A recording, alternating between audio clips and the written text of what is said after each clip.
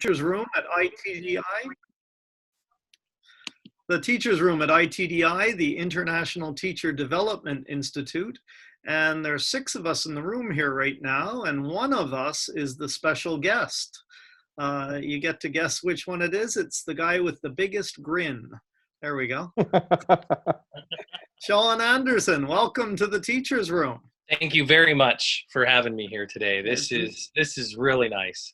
Yeah, Absolutely. and we're really thrilled to have you. I feel like Phil has been mentioning your name for a few years now. Actually, I remember whenever the Question Quest first came out is when he introduced it all to me, and he's been a big fan of yours, and so I've been looking forward to having this chance for us to get to know each other. So thank you. I've been a big fan of Phil's too. Back when we used to work at Nova, Phil used to run a pretty tight ship, and a lot of the times that you'd get teachers that would come along, and of course teachers have different agendas sometimes when they join schools and stuff like that, but Phil always expected a certain amount of professionalism, in the schools that he supervised, and it was inspiring in the sense that whether people fell into line or not, there was a certain standard that Phil tried to maintain, and I always admired that. So I feel the brunt of that every single day. But it's been a joyful experience over the last number of years, and it feels almost like we're having a Tuesday night dinner here. We've got Michael and Anne and Rhett, our regular faithful and good friends and good teachers. Anne has got in the chat, she's mentioned, oh, this is that guy. So Anne Hendler knows you by reputation. So let's get started, and feel free in the chat, anybody who wants to add. If you look on the bottom, there's an icon that says chat, and if you click on it, you'll be able to see an ongoing chat. If you want to put a question in, go ahead. And if you want to just stay on screen, that's fine, or everything's free and up to you.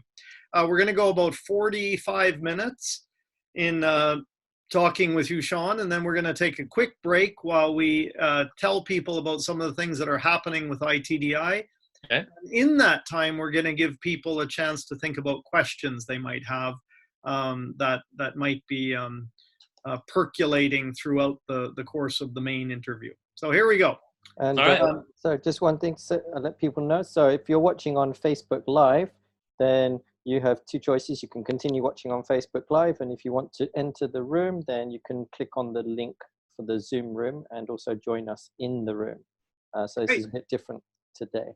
Okay. Yeah, we're always pushing the boundaries here at ITDI. Trying new things and getting back up when we fall down and try again. So here we go. Sean, yes. I'm going to give you 5 or 6 real quickie one-answer ones. Where are you from? I'm originally from Regina, Saskatchewan, Canada. And how long have you been, where are you living now? I live in Chigasaki. Chigasaki is what continent? It's in Kanagawa in Japan. So in Japan, okay. And how long have you been in Japan? 20 years. Wow. Yeah, it's been a while.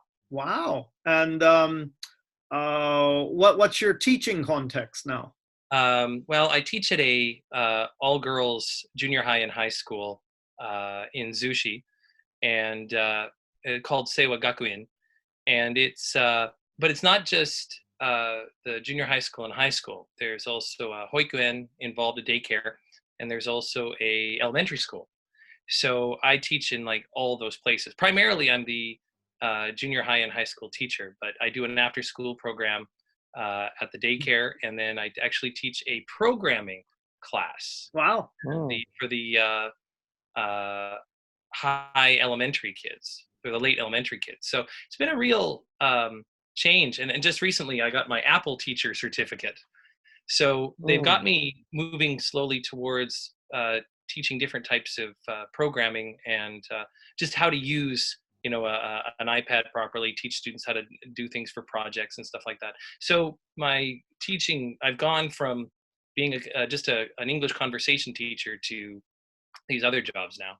So I wanted to just confirm the range of your experience over the past 20 years. You've got language school, you've got junior high school, high school. I've taught it. I've taught at elementary schools. I've taught at private schools. I've taught at companies, businesses. I've taught at like Sony, Marantz, Unisha, Jex, lots of different businesses.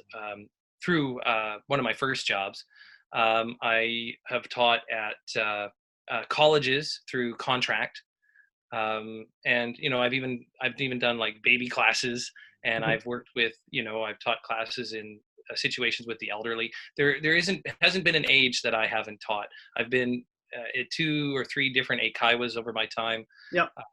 And just going where I've been needed, and it's been a wonderful adventure. I never get tired of it. Yeah, I think that's one of the joys of actually working. I've had quite a range as well, and it keeps things fresh. Being around young people all the time keeps us a little bit younger than some of my friends back in Canada. Yeah. Yeah. I see Rhett has made a little comment here that he's from Nipawin, Saskatchewan. Yeah. Rhett and I just met recently through Facebook. Yeah. He again, I was surprised. It was like, oh, okay, I'm from Regina, and it was really nice to have a chat with him as well. So it was. So you're one of the rare teachers I've met who has a big side interest in some of the things that you create. So I'm curious, what percent are you teacher? What percent do you feel like you're computer guy or innovator, creator, mad scientist? What are the if we were to divide you up into a pie chart, what do you think you are? I think in the last little while, and before the computer programming came along, it was about 50-50, I'd say. When this opportunity to work together with my team to make this manga came about, then yeah, it became a 50-50 venture.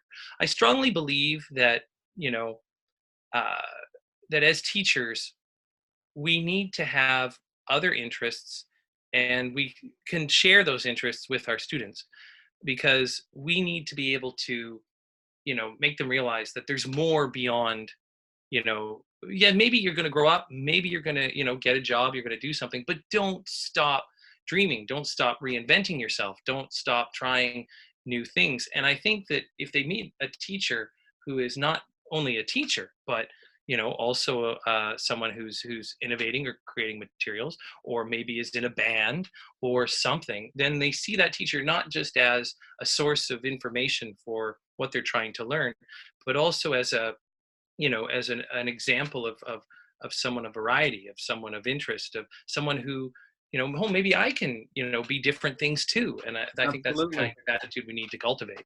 Yeah. That's a wonderful little synopsis of some of the best teachers I know. Do not only teach. They do a whole bunch of things and keep their interests going. So I'm really happy to hear that.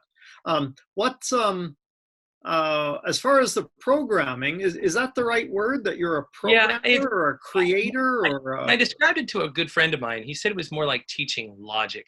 There is this, it's a product created by Sony. It's called Couve.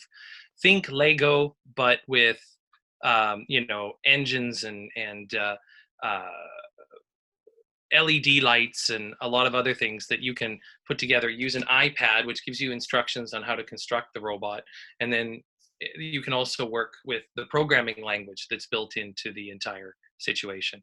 So what I'm teaching the elementary kids is I'm basically teaching them how to follow instructions, how to put together these robots, and teaching them patience and teamwork, and all of it in English. The idea that I'm also giving them vocabulary in order to function with one another. And so the idea is that you get young students who are used to some English, used to teamwork, used to logic, used to following instructions. And it's really interesting watching them grow in that regard, But because they just soak it up, don't they? yeah, they do. And you go from that wonderful chaos that comes with young children to when they start to get really focused, and then they really do everything they can to get the instructions right, or when they realize, hey, this will go a lot better if I follow the instructions. That's fantastic. And then I also teach the programming for junior high school 1, and I'm still trying to find my legs there, because the way Kuva is designed, you can pretty much do it independently if you want to. So I'm still trying to balance the English and the work itself, but it's been fascinating. I mean, you don't. All right, you just said I'm still trying to get my legs. Working with who? Was that first We're year high school? working with this Kuv made by Sony. Yeah, I got that. I meant which students you were just saying. The junior high school ones. Junior? Yeah, I teach the junior high school first year as well. I see. And with them, they're unlike the little kids, the younger kids who need a lot of support, the elementary ones. You can hand the iPad and to these girls, and off they go. And so the thing is you've got to set goals, set teamwork challenges, things like that. So I'm still working on it, but it's been a wonderful piece of variety in my career. I can feel the tweets coming in already if I ask this very sexist question, but I'm curious. Is there a difference in the reaction by boys and girls? In regards to the programming? Yeah. And to the whole creative process of we're going to build something, make something on an iPad. I would say that well, in terms of the boys and girls at the elementary school level, a lot of that, at least in the students that I teach, I can't speak for everybody, but I see the girls wanting to work with the girls and the boys wanting to work with the boys. Yeah. And the girls do their best. They do really well. Like the only thing that gets in their way is youth, how young they are, and their patience, and so if they're really small little kids, then they're like, but once they get old, once they're older, if they're late elementary or mid elementary and they got their wits about them, then the teamwork starts to happen, and the boys and girls they're equally competitive, which is really a lot of fun. But then I rolled my junior high school, and you just let them go to town, let the girls go to work. Again, this is, I think, one of the advantages of private high schools. Again, not taking a side in the debate, but one of the advantages is like the girls don't have any anybody to compete with but themselves. And it's nice to see that happen. So or distract them or anything, right? It's easy to focus, and I had 20 years in the girls' junior, senior high school, and I'm a big fan of what it does for women's power. It does a lot to give them room to really find themselves and to do it in a lot of competitive and interesting ways. So Michael has asked the Sony product Koov. How do you spell that? Koov. There we go. Koov. Thanks for the question, Michael. No problem. Yeah. The last question on the programming side stuff is that, are you self-taught, or is this something you studied formally? Self-taught. The school bought the bricks, the software, everything, had it installed, the school, and then I have a support teacher, but it's mainly me. And I just, I had to go in, figure it out, how to build everything, how to make everything work. So again, that's the thing. Like, I know how to operate it. And the same thing for the Apple teacher thing, certificate that I just got recently. And that was a challenge because that was all in Japanese. So, wow. I was really surprised that there was no English version for people in Japan. So I had to make my way through it. So I was really glad I was able to. Excellent. Wow. Yeah. Wow. So you mentioned just before we got started, you said, I've been down this road 3 times. Can you tell our audience what that road that you've been down 3 times is? when the first project I ever did was Question Quest, and So that came from, give our listeners just the elevator pitch introduction to what is Question Quest. Question Quest is now a out of print card game that uh, me and some friends put together. The idea was to gamify conversation Yeah. in the realm of a similar to a collectible card game, in the sense that there were a lot of questions that the students could ask each other, and they were able to interrupt each other with things like "I don't know" and "What's your answer?" And basically, when played correctly, students were basically in the midst of a conversation, constantly interrupting each other, and it was done with really strong art, and it was very attractive, and it had the students interacting in classes, and having that conversation without necessarily having to directly teach them the skills. Now you said when used correctly. Was that a comment on something that it was difficult to use correctly? The thing about Question Quest is it's different. It was different from a lot of other card games out there. This is just my opinion, but I think when a lot of people go out to get card games for their classes, they look for card games where the student is can do it independently. And Question Quest, you could, but it required a little extra help. In best case scenarios, the teacher was there and being referee and helping the game work. That might have been a downside for the game overall, but when we designed it, it was to give even like an amateur teacher a really good lesson or a really good activity to work on, and to get the teacher and the students familiar with skills that the teacher could then go forward and continue to teach. So, but what do you think was the biggest lesson that you learned from that experience? Of how many years were you invested in that project? I'd say Question Quest was active for about, we put in about 4 years of work, and then it was active for about 2 to 3 years. Kudos to you for going through and then coming up with, road number 2 and road number 3. I'm saying, what did you, because Phil and I and ITDI, we're still going through, daily, weekly, monthly, yearly, big lessons. So what kind of big lessons did you learn from that experience, do you think? The biggest one was, at least what I was exposed to, the state of foreign publishing in Japan. You always have that. I mean, I was naive. You figure whether you're an author or whatever you are, you think you make a product, and then you're discovered by a publisher, and then that publisher, takes care of everything. No. What we learned the hard way was that the publisher is just a middle person. They put you in a catalog. Okay. They might take you to a few events, but I was doing more legwork than our publishers. Sure. And, they would take a 60% cut or whatever else. But meanwhile, you're spending money on travel. You're spending money on, getting out to these different events. Yeah. So I think, this is what kind of, in this third run, is that I've moved away from a tangible product at this point. Yeah. I don't want to be, no disrespect, but I'm just not interested in peddling my wares, because you get drained that way. Oh, absolutely. And it's almost vampiric, because you spend so much to.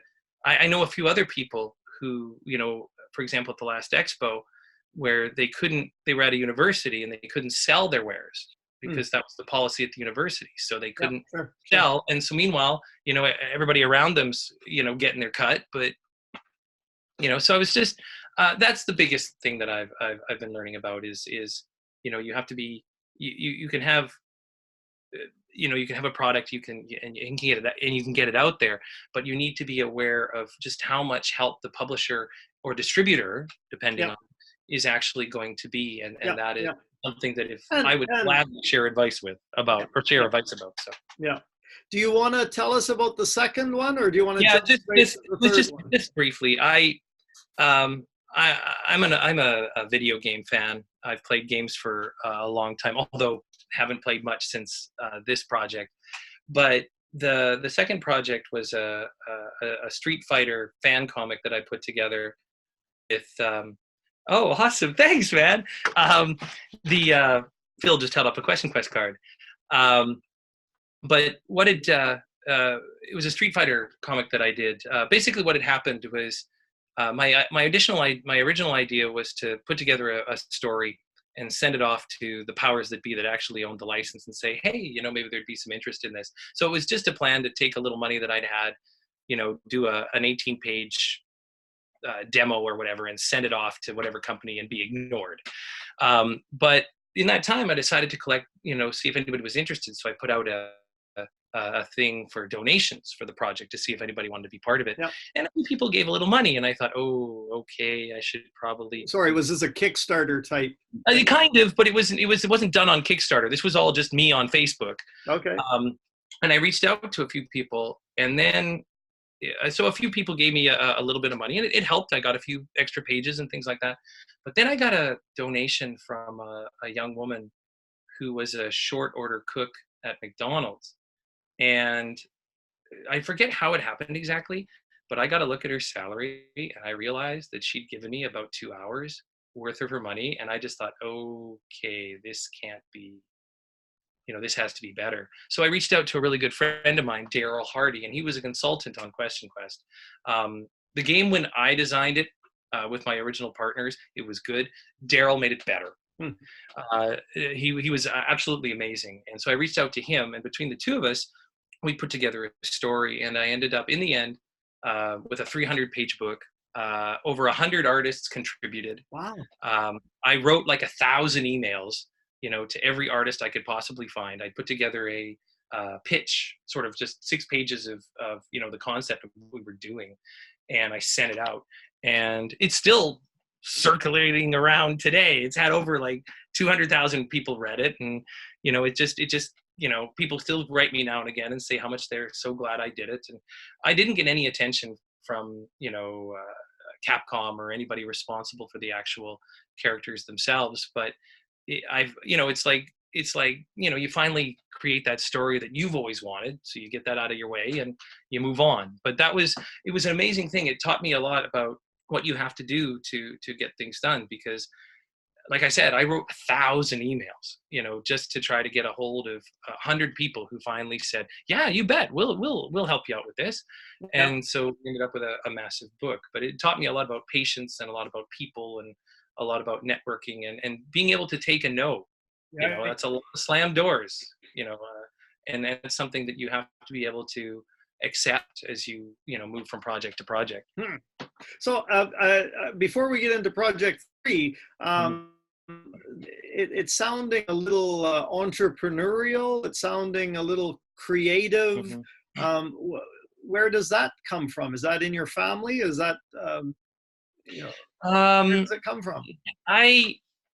In terms of, I think it comes down to, well, in terms of Question Quest, it was frustration. I had a class of returnees, and I'd gone into class, and at the time I was making cards using an old Magic the Gathering template. My plan was just to make some question cards, put a question at the top, translation in Japanese, and put them all in a box, like about 250 full of questions, and the students could just take them out and ask me. And the deal was that if they took out a card and asked me, it was 1 point. They took out a card, looked at it, held it to their chest and asked me, then it was 2 points. Then future lessons, if they actually remembered the question without the card, then they'd earn 3. And this was that's all the plan was, just a big box of cards. They were goofy and ugly looking, something that the Riddler would have thrown together on like his worst day. And that was the plan. But then I went into this returnee class, and this one kid, the one student, I asked him a question in class, and he wasn't a mean kid or anything, or just grumpy or anything. He just kind of sat back nonchalantly and looked at me right in the eye and just said, I don't know. And I was, I kept my cool, but I have to admit, when I was on my own, I was like, I was just angry. And I was like, and so then I was sitting down making more of those cards. And I thought to myself, it would serve that kid right if I, put his picture up there and put, I don't know below it. And then that's when my head went off like fireworks. And the first few ideas for Question Quest started to form. And I was like, well, what if there was an I don't know card? And then what if there was, and so then I made this prototype. And then later after I'd done it, I went to one of my partners. Look at the I don't know card. Yeah. And that was, see, there you go. That was the original concept. And so then we came up with like, what's your answer? I'll answer that. I have a question and tell me more, straight out of Aiken. And we put them all into this deck of questions. And it ended up being this game where students were interacting, where, in all our pilots. So I tested the thing for like 3 months. And then finally I went to a friend of mine who had his own business, and I approached him and said, well, do you think I've got something here? And he's like, yeah, I think you do. And so then the two of us went in together. We found an artist. The three of us worked together, and Question Quest was created. But just back to my question there, is that everybody's frustrated with their teaching materials, but what makes us go from I'm frustrated to take it to that stage of turning it into a project? In the first case, I owe a lot to my previous partner, because he was an entrepreneur. And so when I went to him with this idea, he was the support. Okay. He started talking about, okay, we're going to need about $1,000 for this. We're going to need about this. And I'm freaking out. I've never done anything like this. And he's throwing around numbers that, it's like, I've never talked about this kind of money. I mean, yes, it doesn't sound like much, but it is when you've never, spent that kind of thing. And so he was a big part of that support. And then once we got through the project and all the ups and downs that went with it, then the second one became, easier. And the third one became easier. Yep. And you learn from that experience. So yeah, I in that regard, I owe a lot to my old partner, but cool. So tell us, let's get in, because we're going to run out of time. I got a million questions here. Sure. On the Crystal Hunters. Give us people in the audience who know nothing about this. Give us again your best intro. So Crystal Hunters is basically a manga. Okay, mm-hmm. It is basically a Japanese comic in English, and it's written in very simple English.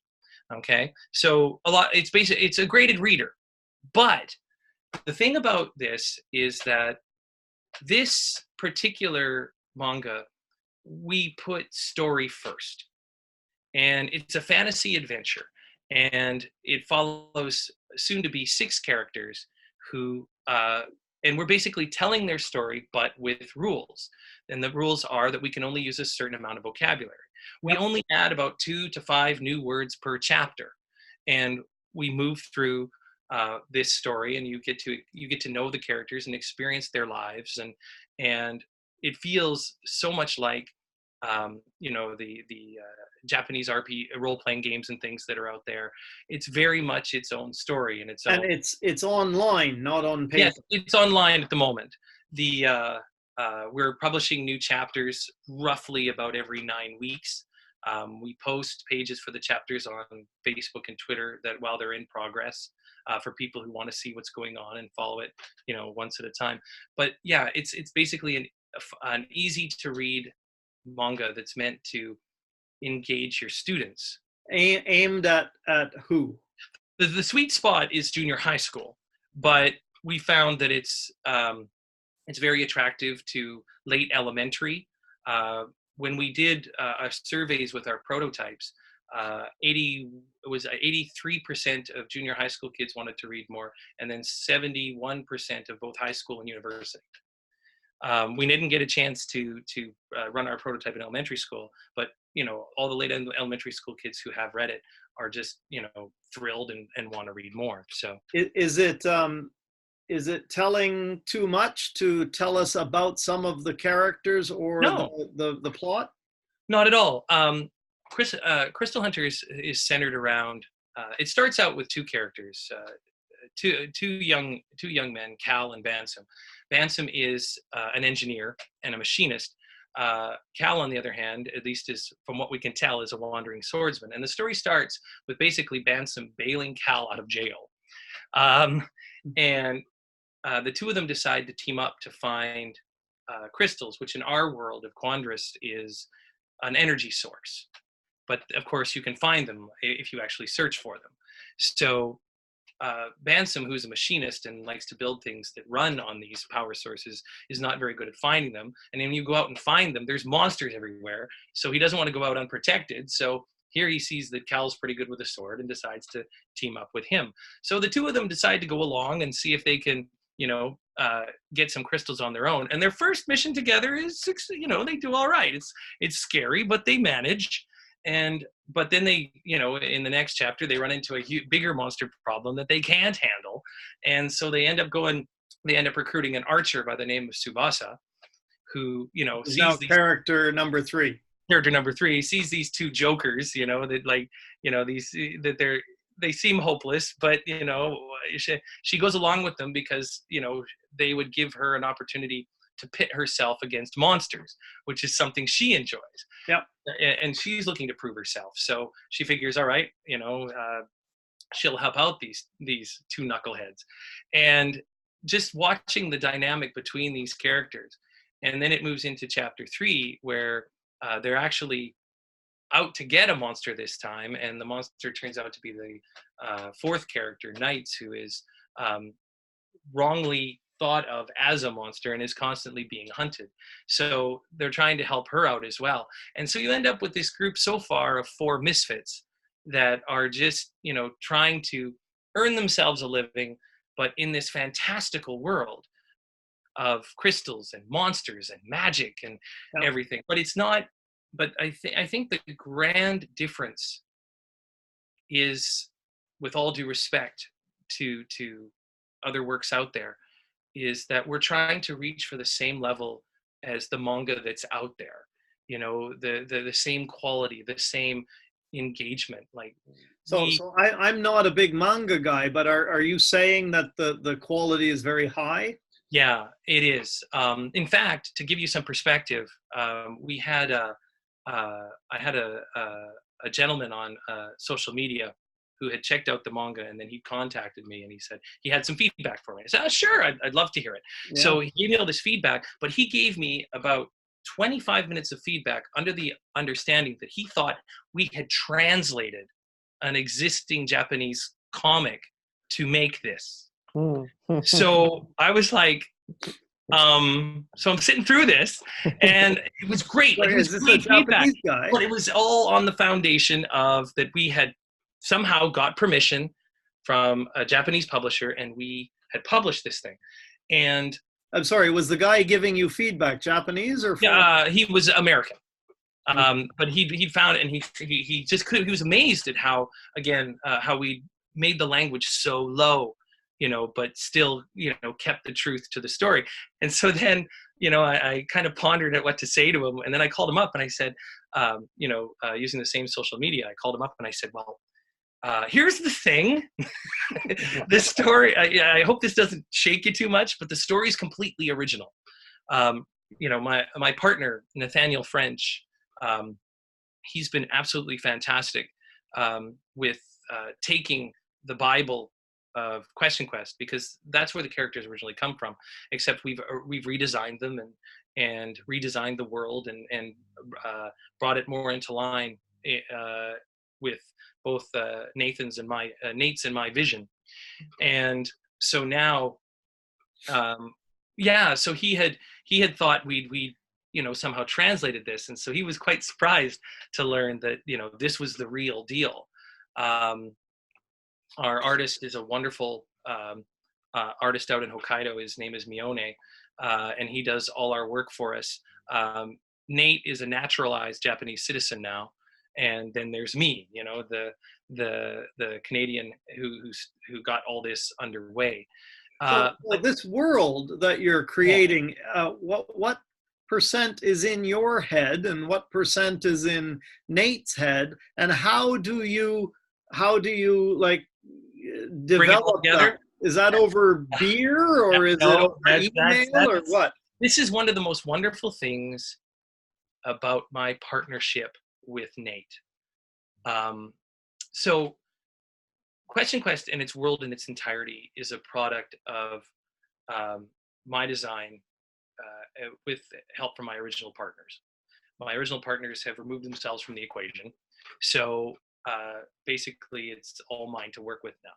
But all the characters and their ideas and the redesigned concepts of the Bible concept of the story, I basically came up to Nate with a huge world rock, and I said, here is everything we've got.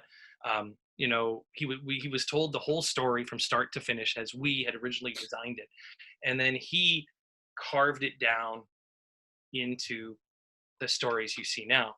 So we're at a point now where he is writing the base story and he has the final word on the story. But at the same time, my job is to edit and enhance. So, he writes something and then I'll say, okay, well, that's lame, or that's great. And we have had some back and forths. But this is the wonderful thing about the partnership, is that we both have the manga and its story success, its story at heart.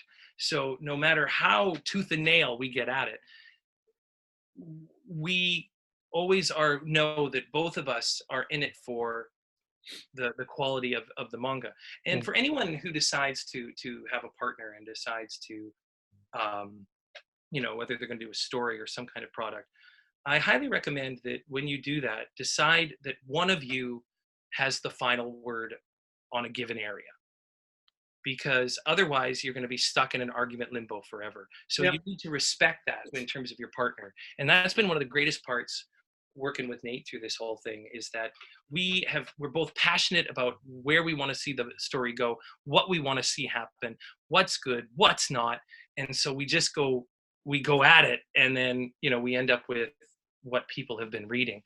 And it's been a wonderful professional experience. I think it's one of the best personal and professional partnerships I've ever walked a line on. Wow, that's great. Yeah. I just wanted to throw one back at you. Sure. I kept grinning through this, thinking of Phil and I, and how we dance back and forth over, pedagogical, educational related directions and ideas, and me with 10 years seniority, and Phil with 20 times the size of brain that I have, and how we kind of go back and forth like that. And something I learned in an old project was that when I'm arguing with somebody, it goes back and forth and back and forth. And then finally I get to the point that I said, okay, I'm willing to give up at this point, and let's just see what happens. And if it ends up that you're right, your batting average goes up a little. And if you're wrong, your batting average goes down a little, but we just keep track of it. And that, you just got to keep your told you so's in your pocket, eh? Got them all on standby. But it's just, I found that to be, but again, it takes that real trust, and respect. I mean, I respect Phil and Barb Sakamoto and Gareth Knight and the people that were working primarily on ITDI. And we are all tied to, I guess, as you were tied to the quality of the manga, we're all tied to this idea that we really do believe everybody deserves an equal opportunity to improve themselves as a teacher. There's something to hang on to. And so going in terms of why we decided to put the manga together, MEXT, Japan's Ministry of Education, came up with a poll in 2018 where they basically surveyed 650,000, more than that, but 670, something like that. It was a huge number of students, and they found out that 52% of graduating Japanese students either kind of don't like English or don't. Yeah. And then not only that, but that same large group, they checked again, and while in the last 2 years, the top 4% have improved their reading, the bottom 60%, 66%, their reading ability is falling. Yeah. So we thought to ourselves, like, okay, well, there's all these graded readers out there. There's all this opportunity for students to read. Why isn't it, being absorbed? And it occurred to us that there's no reader out there that strives to be the student's friend. Like, for example, when we teach in our classrooms, English is always equated with work. I mean, even with the games we do, as teachers, and I do a lot, Question Quest being the star on my Christmas tree, what you end up with still in a confine of a workspace. So English is constantly a coworker for students, and often in some cases a boring coworker. I'm not saying we should throw everything to games, but all the gatekeepers, like TOEIC and TOEFL and ACAN, they're not looking to give people a good time. So if that's the case, the material you'll have to study, is not that very engaging for the students either. But the thing is, they have to study it in order to get to the gatekeepers, get past the tests, and accomplish their goals or get into whatever college or whatever the case may be. But one of the things that we hope to provide with this manga is something that the students will choose to read, either on their own or because it's raised to a level of quality and things that they're interested in. We need English more often to say, it's like, hey, you like fantasy? You like stuff? Let's go. Here we are. Let's, come hang out with us. It's meant to create English has become the co-worker of Japanese students. It's a tool, but it hasn't become their friend. Right. And it's been that way for the last 20 years. And so we're hoping by 30, there you go. So, but we hope by, and even the graded readers that are being offered to students today, the stories that they contain are stuff that Lego would aim at toddlers. It's just not the stuff that they're interested in. Right. I mean, you go to any, toy store these days and, Lego's pushing Ninjago. They got dragons and ninjas and samurai, and they know this is what their audience, ages 8 to 14 is interested in, and that's the same thing that we want to bring to the table for our students. We're not saying that we're looking to replace the gatekeepers or that everybody is. Well, I just felt like maybe it's too many 50-year-old white guys writing graded readers and not tuned in. We found one that was written in 2010 that was actually recommended to my partner as a alternative to our book, and the title was "The Bee's Knees," and that is a expression that was popular in the 1920s in America 100 years ago. Yeah, like in 2010, and that's the best they could do. Yeah. It's and I'm not saying that no. There's not a lot of other graded readers out there. There's a lot more, but the extensive reading. I want to say Institute recently did a survey as well, and they looked at they used MReader, a survey engine, and they surveyed over 1 million people from all over the place, and they asked them what the popular graded readers were. Now, when we did our prototype, we looked at about 90 junior high school students, about 80 university, and about 80, 90 high school. We ended up with about 249 students, I think it was. But anyway, that was our sample when we gave them our prototype. And we ended up on a scale of 1 to 4. We were at 2.69. And that, against the extensive reading scale, we beat everybody in terms of interest all the way up to level 4. So like no 0 level graded readers qualified, and anything else between level 1, 2, 3, and 4, none of them beat us in terms of overall engagement. And this is the thing. There's a lot of reading material out there, but it's either, we're basically better than anything in terms of interest for the students. Anything above 1,600 headwords or below, everything below 1,600 headwords. And I'm not saying that we should throw everything over to comics, but if you look at comics in Western society, and even in Japan, you know, parents sometimes see kids reading comics and they shake their heads and think, ooh, well, at least they're reading something. Yeah, they are. You know, I often thought as an English teacher, you know, I used to teach in high school back in Canada, and you know, I'm one of the guardians and the advocates of classical literature, and I still am. But I often think that comics are one of the guardians of our literacy. Yeah, You know, absolutely. and we you know, if your kid or your son or your daughter is busy reading manga, then they're not, you know, at least they're hanging on to literature. You know, they're hanging on to their reading skill. You know, it's, and they're engaged and they want to be part of those stories and they want to read them.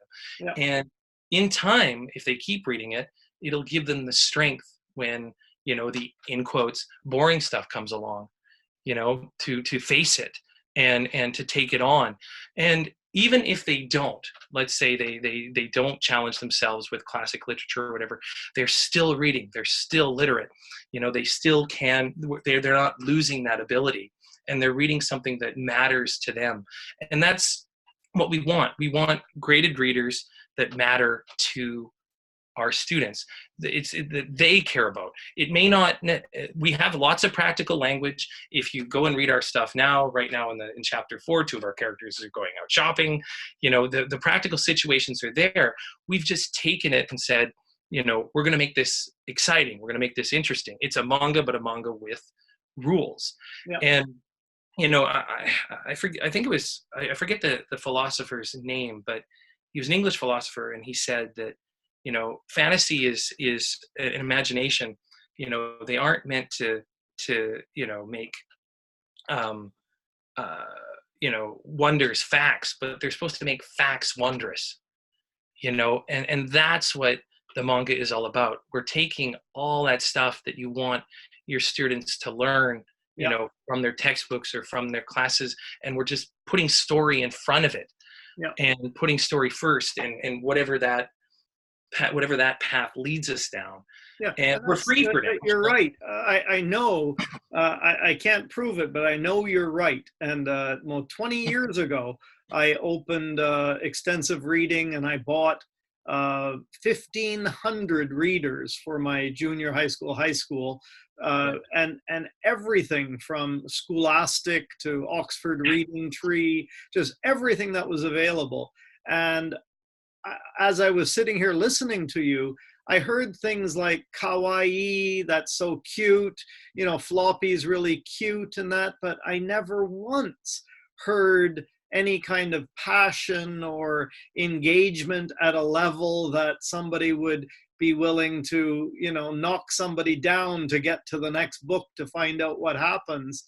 And so I know you're right. I just know it, as far as letting story lead you to the direction you're going.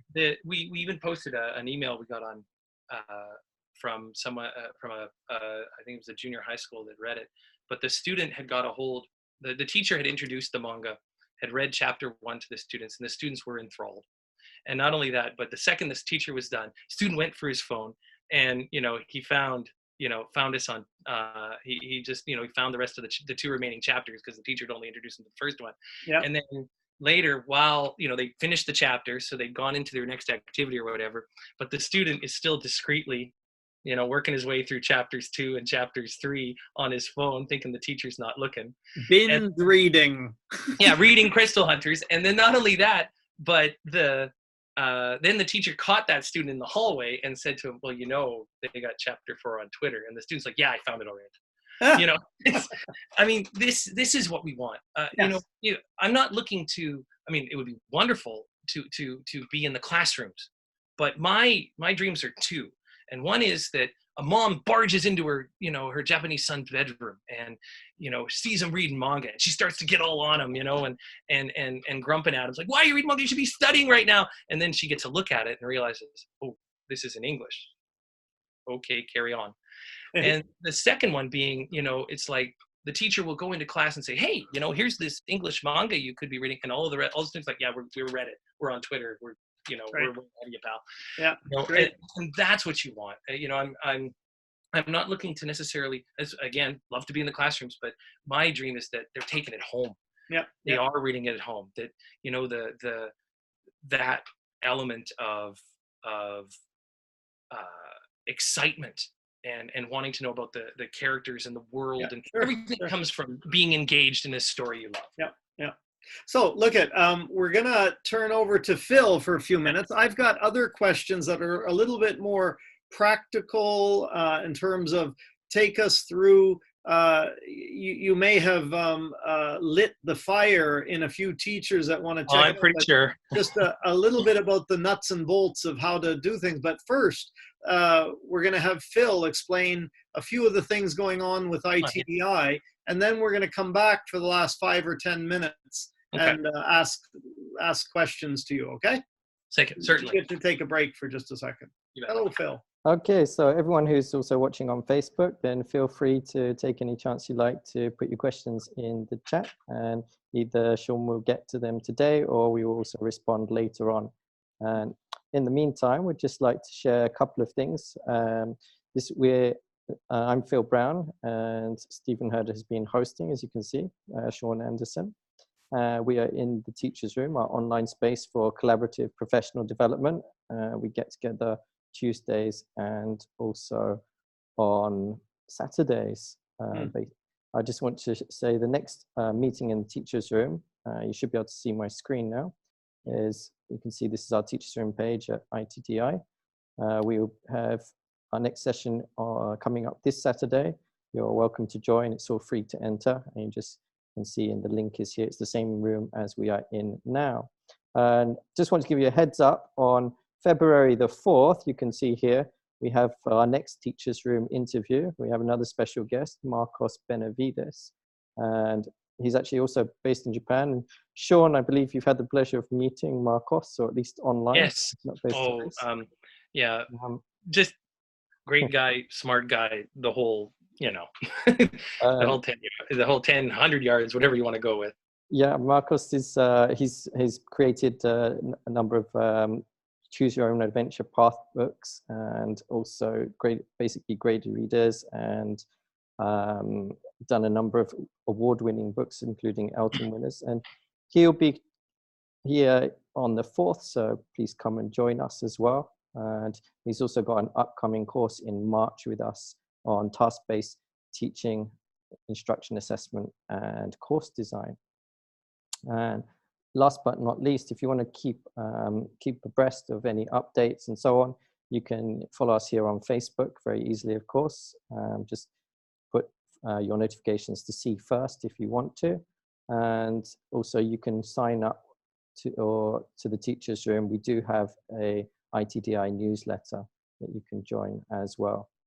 Okay, I'm going to hand back over to you. Hopefully people have had a chance to think of any questions, and I will check the Facebook chat to see if there's any there as well. Okay. You're going to stop the screen share? I am, thank you. There we go. There we go. Your break's over, Sean. All right. Let's do it. Anybody, if in the chat there, we have an opportunity, if anybody wants to type, I'll leave it open and follow it up. But so I understand that there is a series of chapters of a English manga story that's very accessible, aimed at junior high school level. What do I do? I'm a teacher. I've got students. What are the nuts and bolts of making something happen? So you mean incorporating it into your classroom? Sure. Okay. Well, in that case, if you want to have it in your classroom, then my advice would be just give it to your students. You know, that's how it's designed. I mean, junior high school students have had a lot of English up to this point. And I'm not saying that but this is a 0 level graded reader. It's the lowest of the low. So when we tested our prototype, we gave it to a very low room of students, and we just gave it to them, and we let them read it together. And then every once in a while, if there was a word somebody didn't know, one word, sword was the student just came out and said sword. Another student said the word quickly in Japanese, ken, for it. off they went, and they So continue to this read. is That's on it. now. Are you imagining in your brain that you're passing around an iPad and they're looking at this on an At the iPad? moment, yes. The reason we are digital at this point is that we are looking to draw the attention of a Japanese publisher. This is what manga do in Japan. So if you are a mangaka and you are designing your own manga, you basically go on the website Pixiv and you produce it there. Yeah. And then if you get enough of a following, then Japanese publishers look at your work and say, oh, this person has a pretty good following. They're low risk. Then the offers start to come. So we are free at this point, and we're going to continue to be so. But, it's like anything else. If people want this to continue, then they need to show their support. And that's through Twitter or Pixiv, following us and letting the publishers see those numbers. Gotcha. One thing, so that's basically the idea. So we got a question from Facebook from Daniel Calvert saying, how many chapters are now finished? And do you have any idea how many you would like to do in 3 chapters finished. We're in the middle of chapter 4, which the pages are being published slowly on Facebook, faster on Twitter. And 50 is that's the number my partner has given me. 50 chapters to the end of the Crystal Hunter story. And then we also have another idea brewing down the road for that as well. But the great thing about this is your student starts at the 0 level reader, and then they read, and 2 to 5 words added per chapter roughly, and lots of repetition and so the idea is by the time they get to the end of the series, they're a lot stronger. Right. And I would love them to go back to the beginning and they get to see that change, which is, physically. So that's wonderful. I've been watching The Marvelous Mrs. Maisel on Netflix, story of a young Jewish divorced woman who becomes a comedian back in the 1950s in the Lenny Bruce era. And I was fascinated. It's very well done. And I was listening to a podcast with the husband and wife team who write it. And they've just finished season 3 now. And they were saying that they pretty much don't know where it's going. They stay, one season ahead of production, and it's constantly working under those deadlines. So I'm wondering how much do you know? And then I watched J.K. Rowling 2 days ago, interviewed by Oprah Winfrey, saying she knew it was 7 books from the beginning, and she knew the last line of the last book before she started writing. Well, what's your situation? In our case, we have 16 chapters written and done. Wow. And we have broad strokes for the remaining 50. And we're only limited by, our artists' availability, and because right now he works for us on the weekends. Yeah. And because he also has another job involving a government-run YouTube channel that broadcasts old news stories from Japan. So he's split between those 2 jobs, us and this.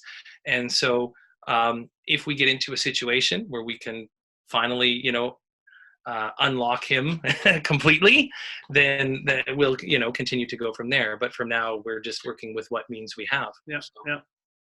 But that's how far we've got it. We've got it 16 chapters in the can, ready to go. And then up to 50 is the projection for the end of the story. So, and how long does it take to write a chapter? Question by Phil. The chapters, the first. Sorry, Nate's answering. There you go. Beat you to the answer. There you go. It takes me a month or more. There you go. According to Nate. So yeah, it's about a month to get it all plotted out. And on top of that, we also got we do it together in English, and then we translate it for our artists. So there's that step as well. Wow. And have you in those 16 chapters? I'm I had a whole line of questioning on the educational value and all this stuff, but it keeps getting pushed out of the Well, way. the thing is, The it's creative side is fascinating me. it's Have you? all there. It's all I there. believe that. I don't even want to go there. We don't have enough time, but I want to. We'll have you back at some point for round two on the pedagogical, underpinnings of Crystal Hunters. But Yeah. on the creative side, have Mhm. you been surprised in those 16 chapters of where things went or things that happened, or are you in control of the story, or is the story take on a life of its own? Uh, a little bit of both, and I Mm. say that because in a lot of ways, Nate has said that as we work, that the characters are starting to, work and write themselves and make their own demands. But at the same time, we've had situations where we've had to go back and gut something. Chapter 9 was part of that, and there's things that we thought, okay, yeah, this won't work, or this is too similar to something else that's happening right now, so we've got to go in and change stuff. So it's an organic thing. You've always got to be willing to go in and change, things from time to time.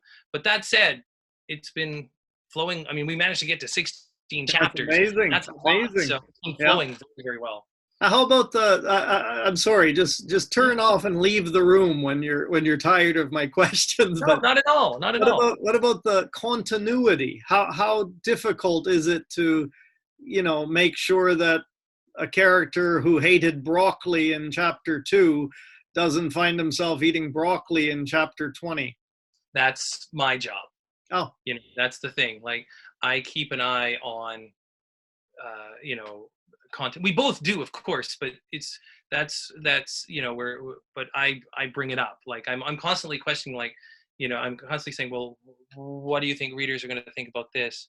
What about this that happened back in chapter 6? What about this? What about that?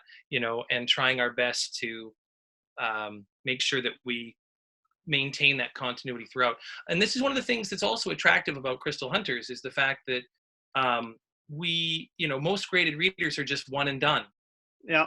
Whereas we are an ongoing series, and we hope that in this era of Marvel movies and everything else, that's something that the world is ready for in terms of graded readers. So Sorry, just hang on. Phil, it looks like Fema shared the screen by accident.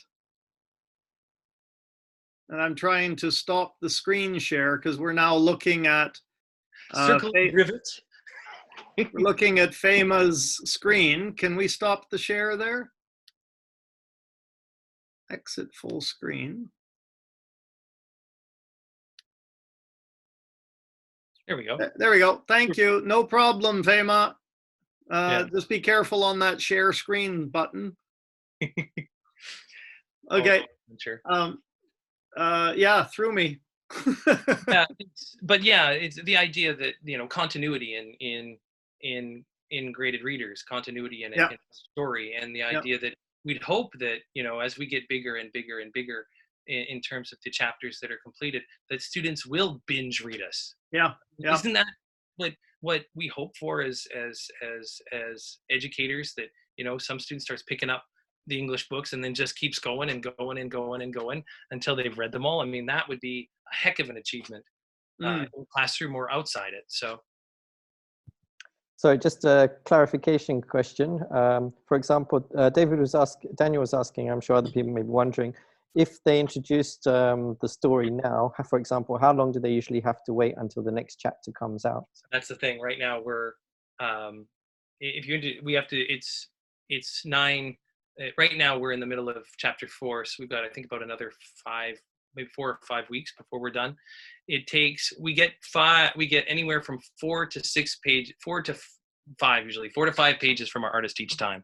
Chapters average from 35 to 41 pages, roughly. What does that mean in a kid's reading time?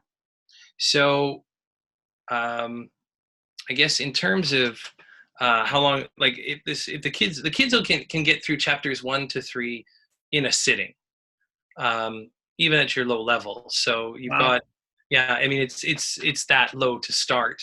But this is the thing, like, okay, maybe you're thinking, all right, well, I'll just wait, until there's more chapters. But the fact of the matter is if we don't build support for this now, there and won't be further chapters. then, if you want, then if you want further chapters, you've got to put it in front of your students now.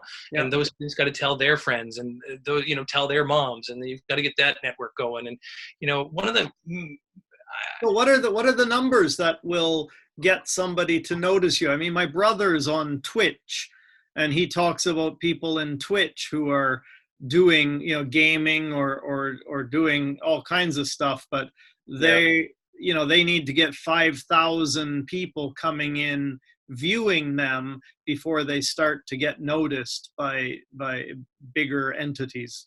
Well, yeah, do you have a sense of numbers? Yeah, we do.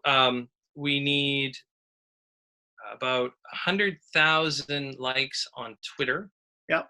And we need about the same amount of views on Pixiv. So the idea is, but it can be a combination of the two.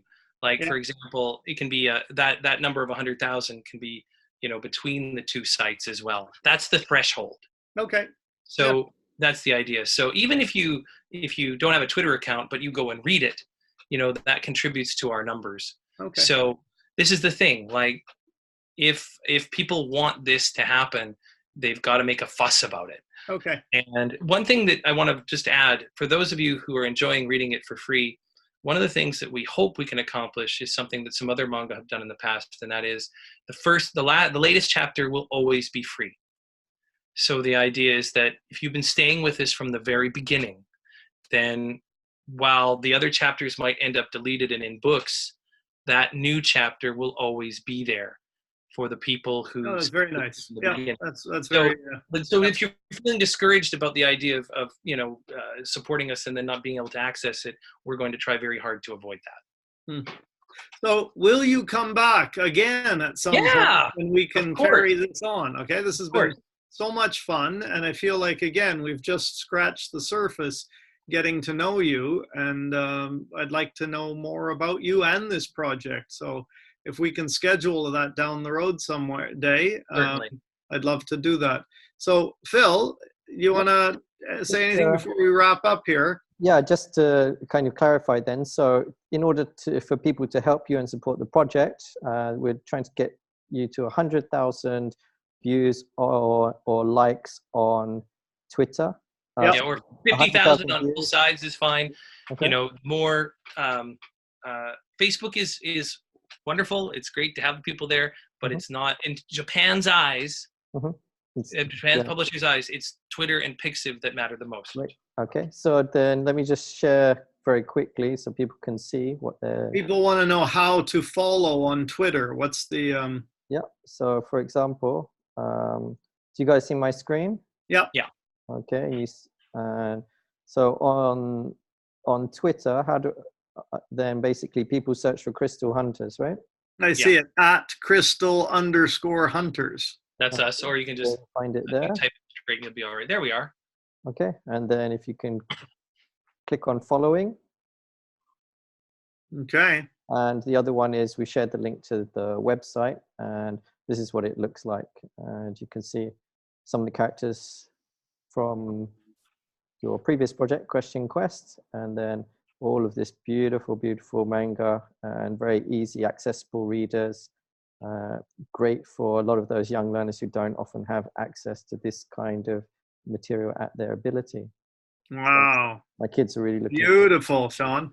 Yeah, our artist is absolutely fantastic. I've been very blessed with the partners that I have that have helped me take this as far as it has gone, and this is the quality that we want to maintain, that we want to reach for. And sorry, last question: do they can a little kid see this on their smartphone? Yes.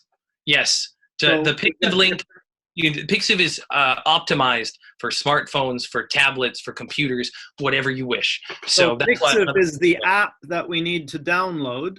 No, Pixiv is just a website. Okay. It's just the site. So if you go to the Twitter thing, or you go to our Twitter site, the link is there. If you look for Crystal Hunters on Pixiv, we're there. We do have a Facebook page. You can go there. And in a short while, in a couple of weeks, we'll have an Instagram page. You'll be able to go there, and there'll just be tons of other ways to get at us. And again, just a chance to read it. So every time you go and visit it, every person you get to visit, everybody who's talking about it, the more buzz we get about it, then the more attention we get. So, well, thank you so much for joining the family here, the ITDI community, and I feel like I want to cheer for you, and I'm thinking in the back of my head some elementary school teachers, some people, a couple of principals I know who are into the whole graded readers, and so I'm really impressed with the quality and your enthusiasm for it all. So with that, let's wrap up. I've got to go. Both of you, thank you very, very much, into the ITDI community. Thank you for just this opportunity. I really appreciate it. Yeah, thank you, Sean. And thank you very much. Thanks, Nate and Rhett and Anne and absolutely fantastic. We're cheering for sure from all corners. We are cheering. Yes, man. Phil, I think you're gonna have to. I'm gonna leave here. I got to go off and do kid things now. And I'm gonna get these munchkins to bed as well. All right. Hi guys. Bye bye. Oh my God, they're so big. All right.